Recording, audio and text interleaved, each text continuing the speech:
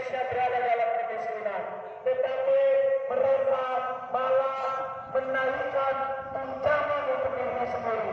Mereka dibayar oleh rakyat, kawan-kawan. Mereka digaji oleh rakyat. Seragamnya, rumahnya, kendaraannya itu dibayar oleh orang tua kalian, oleh pajak dari kita sebagai rakyat. Tetapi apa, kawan-kawan? DPR selaku Dewan Perwakilan Rakyat yang seharusnya bisa mengaspirasikan suara rakyat, tetapi memilih bungkam dan tunduk kepada oligarki. Betul ya, kawan-kawan? Belum lagi, kawan-kawan, aksi besar-besaran dari kemarin, dari Jakarta sampai ke pelosok desa, termasuk kawan-kawan mengalami tindakan represivitas oleh kepolisian. Betul ya, kawan-kawan?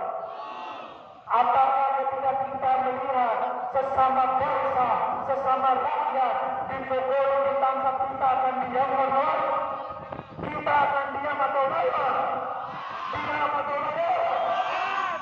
Oleh karenanya, kawan-kawan, kita mengecam tindakan kepolisian Republik Indonesia dari tingkat pusat sampai tingkat daerah yang melakukan penangkapan kepada massa aksi untuk segera dibebaskan dan dikembalikan ke rumahnya masing-masing. Setuju tidak, kawan-kawan? Juga kebijakan-kebijakan yang dibangun DPR, Dewan Perwakilan Rakyat, di saat bangsa sedang menjerit, rakyat sedang susah, mereka malah asik joget-joget di gedung DPRD. Ini Dewan Perwakilan Rakyat apa bangsa? DPR atau bangsa? Kalau memang DPR dipilih oleh rakyat, tunjukkan dong. Jangan sampai apa yang dikatakan Gus Dur bahwa DPR harus dibubarkan, kita laksanakan. Jangan sampai kejadian 1998 pada saat kepemimpinan Soeharto, seluruh masyarakat Indonesia dari daerah hingga pusat berangkat ke Jakarta, menduduki gedung DPR, membakar segala fasilitas dan menjara seluruh warga orang kaya.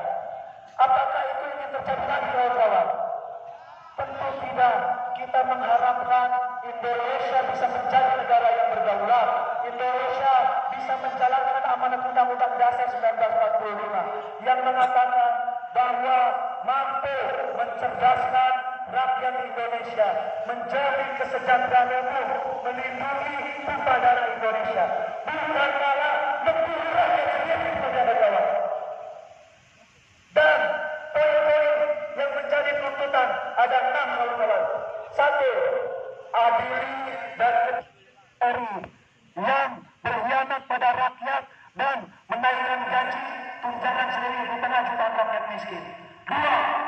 Menolak perampasan aset rakyat, termasuk tanah, kekayaan alam, ruang hidup, kenaikan pajak yang mencekik, serta utang negara yang dibebankan ke rakyat kecil. 3. Adili kepolisian RI atas kebrutalan, pelanggaran HAM dan tindakan represif yang menjadikan polisi bukan sebagai alat keamanan, tetapi sebagai alat kekuasaan. 4. Menuntut pencabutan dan pembatalan seluruh undang-undang pro-oligarki, Omnibus Law, Undang-Undang Minerba, Undang-Undang TNI, dan kebijakan lainnya yang hanya menguntungkan penguasa. 5. Wujudkan kesejahteraan